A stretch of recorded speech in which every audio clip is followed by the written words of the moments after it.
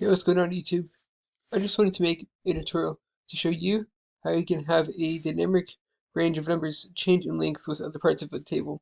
So here I'm in the process of making a tutorial for another template, and they want there to be a sales amount that changes with the length of the name of the region.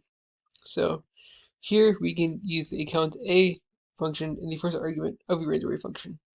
So the range array function just produces a random array of numbers, right? So range array, and then the first argument is the number of rows. So in this situation, we want 50 rows of data. Columns, the number of columns, just one. Min is 100. The maximum is 1,000. And integer, true if we want whole numbers, and false if we want decimals. So true because we do want whole numbers.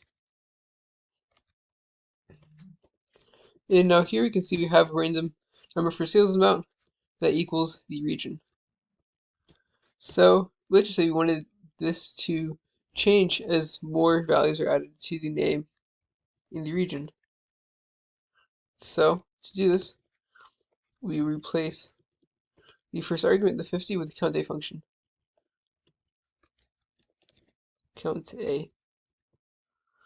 And then we want to highlight these values. Well, now one thing to note is we want to make sure the count A function extends beyond the values we currently have.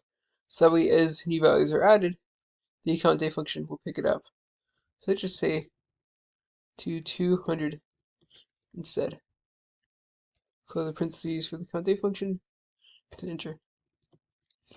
And now, as new values are added for the region, the random range of numbers extends.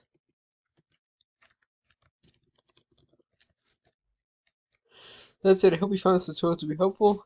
Alt-H and C to highlight to format as currency real quick.